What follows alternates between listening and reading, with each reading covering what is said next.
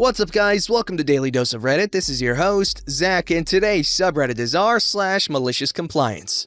Don't forget to like, subscribe, and hit that bell to never miss an episode. This story's called, Military Spouse Accuses Me of Cheating on My Husband. With my husband. I've been living in Japan for a little over 2 years with my husband. He was born here and we decided to move to his hometown. It's a small city, but there's enough to do without getting bored. I'd describe us as an AMWF couple, or Asian man, white female for those who don't know. It's not so common in Western countries, and it can feel like we are some rare shiny Pokemon, as AMWF in rural Japan, lots of staring, occasional secret picture, or even small chats if an old lady is brave enough to approach us. It can feel uncomfortable eating at a restaurant because kids will turn around in their seat and stare at us the whole time with an open fish mouth. Coincidentally, there's a small US military base located in this city. The closer you are downtown, the more American families you'll see. I'm constantly mistaken for being military by Americans and Japanese, which is understandable. Besides myself, I only know 5 other interracial marriages here. It's always locals who ask about my American husband when I'm out alone, which I respond in Japanese, Watashi no oto wa Nihonjin desu. Koko ni sundemasu. Translated to, my husband is Japanese and I live here. Or something along those lines. Americans never ask about my marriage, as they assume my spouse is American. When we are together in public, we do abnormal couples behavior, such as holding hands. No, couples rarely hold hands in public, let alone say I love you. We don't go downtown too often since it's all pay to park and it's a nightmare to find a place. It was a beautiful, warm day for the first time in months, but we decided to battle for a spot and walk around the shops. The crowd was heavy since the weather was great and winter was ending. The season for new American families to move here just finished, so I'm sure this was many people's first time to leisurely walk and shop outside. We find a parking spot and made our way to the outside shops. Of course, we are holding hands and casually talking and laughing. Wow! I hear this from an American woman about 10 feet behind us. You should know that a Japanese stereotype against Americans is that we are rudely and obnoxiously loud. And this wow was loud enough for me to turn my head around at the noise. She was with 2 other moms who had like 3 kids each. They were staring at me, but perhaps we just accidentally made eye contact at the right time. Seriously? Another little homewrecker is doing this in public? Chill, woman. You're so loud even I can hear you. We find a table nearby at the Starbucks outside. We're just enjoying our drinks when the same group of women approached us with their strollers in tow. They definitely had some sort of purpose with something to say to us. Let's call her Ona, or woman in Japanese. Excuse me, but you need to keep whatever you're doing in your messed up home. Doing that in public in front of families to see is disgusting and immoral. My kids don't need to see such a bad display of marriage. I'm so confused, as was my husband, who can speak English.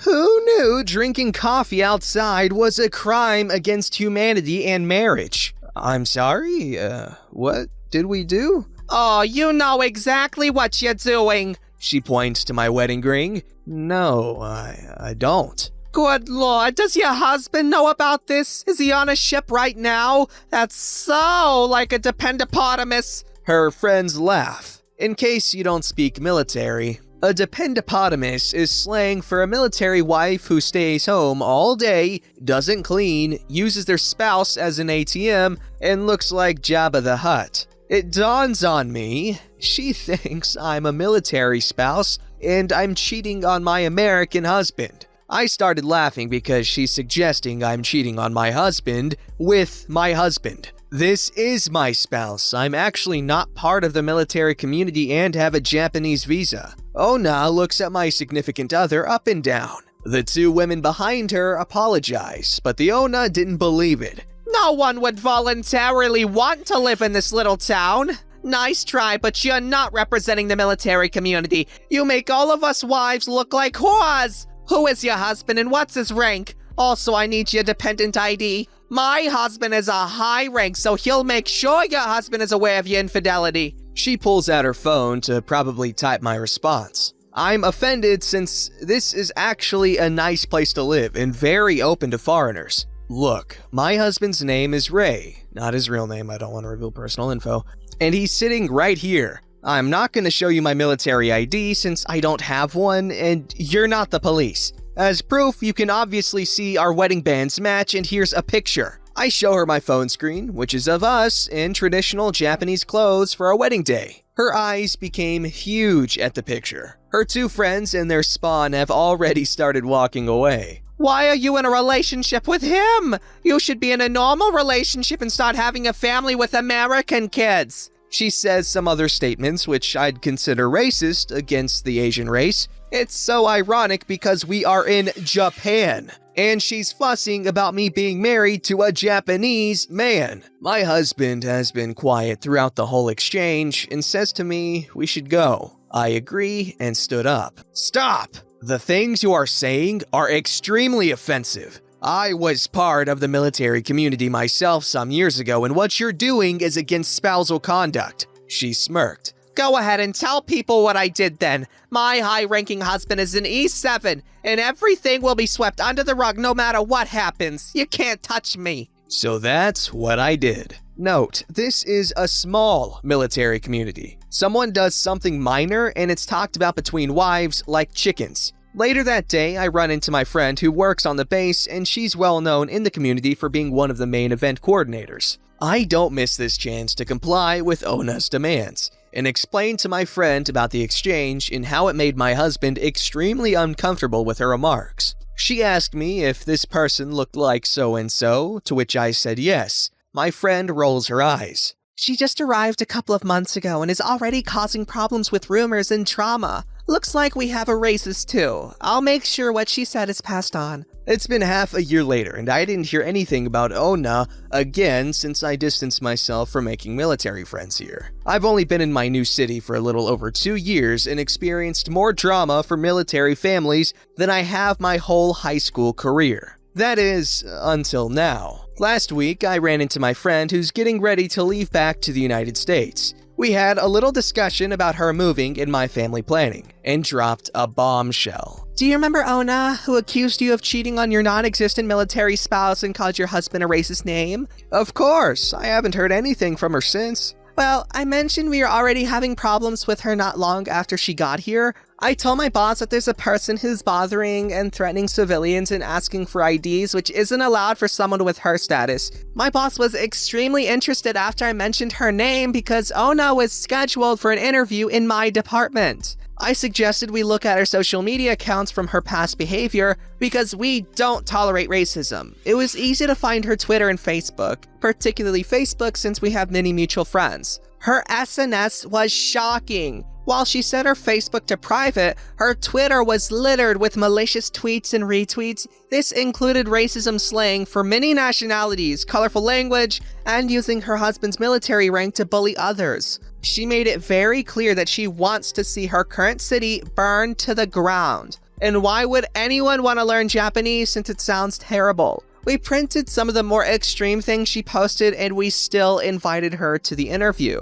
Oh, and did I mention my boss is Japanese? So she comes into the interview, which I was part of. I asked 3 good things about her, which she says, dependent, gets things done, and friendly. My boss just looked at her for a second before he pulled out her tweets and asked her to explain how she can friendly serve the local community if she hates it so much. Ona was floored and said someone hacked into her account despite there being at least 3 years of slanderous tweets. We thanked her for coming and said we can't accept an employee with this conduct. As far as I know, she's still not working because some spouses found her Twitter not long after this interview and was shared in all departments. No one will touch her application now. So all of this was discovered because I told you about her accusations? Yes, and she's kind of an outcast socially right now because she cheated on her husband a couple of months ago. There you have it, folks. Because one person couldn't mind their own business, they lost a potential job and had their social media exposed. Super ironic since she became the dependopotamus and adulterer, the same thing she accused me of. It really sucks that we Americans have established such a negative stereotype abroad. And people like that definitely do not help at all. Japan is a really beautiful place with really cool people, really polite people, low crime rates, the whole freaking shebang. We don't need to introduce our Western toxicity and make everyone a jerk, because we've got enough of that here. And doing what that woman did here is very frowned upon. I know in New York, you're used to, every 3 feet, some crazy person yelling at another crazy person, okay? Obviously, it's a joke. Depends on where you are, but still. In Japan, that's not very common at all. People like to keep to themselves, which is understandable because other people suck. But yes, do not cheat on your military spouse. That's not nice. This story's called, "My Boss Wanted Me to Train My Replacement, but I Didn't Work There Anymore." Hey Reddit! Not 100% sure this counts, but I want to share my story. I used to work in a grocery store back in 2016. I was 16, 17 at the time. I don't work retail anymore, but I wanted to share this story I still remember to this day. It was a pretty normal night right before the end of my shift. I was one of the few closers at my store, so it was just me, my supervisor, and a cashier. I worked the self-checkout customer service desk. My supervisor had just collected the tills and was in the back counting, and I was starting my rounds to take back the non-perishables that were left at the registers. I also might add that our store had terrible camera placement. Basically, it showed all the registers and the supervisor's office door, which was where the sofa was. This is important later. After putting up all the items that were left at the registers, I did my final checks of the store to make sure there were no misplaced or damaged items on the floor. I find a case of beer that was leaking in our beer wine section, and since I wasn't sure how damaged the bottom of the cardboard case was, I had to drag it to the front so I could inform my supervisor about the damaged item before taking it to the back. We kept a cart full of damaged items to be taken out by the morning crew. Since the supervisor's office is locked while they're counting the tills, I call over to her and let her know that there was a damaged case of beer, and I was taking it to the back. She responds with an absent, "Okay, sounds good." So I take it to the back, place it with the rest of the damaged items, and I go back to the front to see if there's anything else my supervisor needs me to do before I clock out. There isn't. Next couple of days are fine as I finish up the week and wait for the next week's schedule to be posted, and I find out that I'm not scheduled for next week. I figure there must have been a mistake as there was someone working at the same grocery store who shared my first name. I go upstairs to my manager's office and ask him about the schedule and why I wasn't scheduled. He responds with, my bad. I forgot to tell you that you are suspended until the investigation is over. By the way, can you train your replacement today on the self-checkout or customer service desk?" Me, confused and annoyed at the moment, don't really pay attention to the second part of his comment and ask him what he was talking about. "We caught you stealing that case of beer you took to the back, and until the police investigation is complete, you won't be working here anymore. Please turn in your uniform, name tag, and badge." I am furious, but I decide that I would just go with it with a bit of malicious compliance in the situation. "Well, boss man, I took the damaged case of beer to the back to be thrown out in the morning as per procedure. But since I won't be working here anymore, I guess you'll just have to find someone else to train my replacement, since I clearly can't be trusted." I was the only person who could train someone for the customer service desk other than him. His jaw dropped. The look on his face was priceless as I took off my uniform and handed him my name tag and override card. I then proceeded to walk out, get in my car, and drive home. About 2 years later, I go in the army and am going for a job that required a security clearance. Guess what shows up? That suspension with an unfinished police report and the tapes from the security camera. I sit there with the interviewer as we watch the tape together, clearly showing that I did not steal anything. Needless to say, I was approved for my clearance. I ask if I can get a copy of the tape, and my interviewer agrees. It took 2 years, but I finally had the evidence I needed to sue for wrongful termination. But as the time is well over in the statute of limitations, I am unable to actually do anything about it. Either way, I decide to go pay my old workplace a visit over my Christmas block leave, and a couple people recognize me, including my old boss. He tells me that thieves aren't welcome in his store and that I need to leave or he would be calling the police. I told him to call them and that his claim would surely hold up when I showed them the copy of the video footage of me stealing. The store had one of my favorite muffins, and honestly, I really wanted one since they are only made there. The police got called and did nothing, and I got 3 muffins free of charge thanks to my favorite supervisor. Worth it. Okay, I am completely uneducated when it comes to how these wrongful termination investigations work. However, I am fairly confident that if you did sue for wrongful terminations, that would be enough justification to gain access to the footage. So, I mean, you could have done something earlier, but obviously you got your muffins as a good enough settlement. So, but of course, I could be wrong, but that's what you guys are for. Correct me if I am. This story's called Homeless Guy Takes a Cruise. Back during the first Gulf War, my wife and I were engaged and had a wedding and honeymoon cruise to the Caribbean set up. All expenses paid, food, transportation, etc. On those things, they have all-you-can-eat buffets in a nice dining room. Both of us were active military. Well, the military announces they are sending her over to the Gulf. I stayed stateside but had leave canceled. They ship out 3 days before the wedding and cruise. We were able to reschedule the wedding. Caterer, flowers, reception, DJ, they were all cool. So I called the cruise line and asked to reschedule.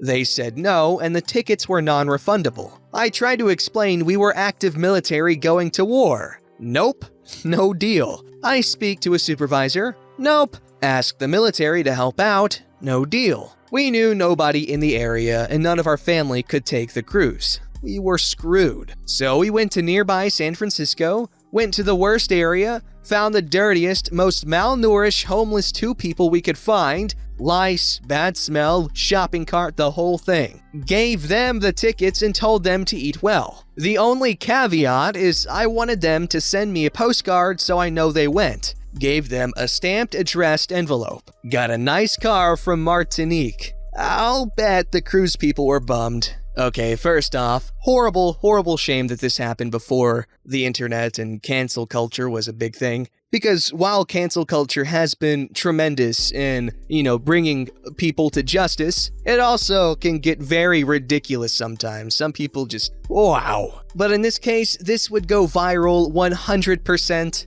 And Ryan Reynolds would be like, yo, let me pay for your wedding and pay for your cruise so you get your money back and all this crap. And that freaking cruise line would just be absolutely boycotted by all the military fans, which they should be. Crying shame, but I hope you guys had an amazing wedding otherwise. And that was very thoughtful of you to give it to the homeless people. I'm sure they had a blast. However, some people might say that your reasoning for giving it to the homeless people is a little screwed up. However, in the end, they did get a great vacation. Hopefully, the staff was accommodating. And you got to give what you thought was a big FU to these cruise line people. However, you might want to be a bit more aware of what you're posting, especially to the internet with, like I said, cancel culture. Don't forget to like, subscribe, and hit that bell to never miss an episode.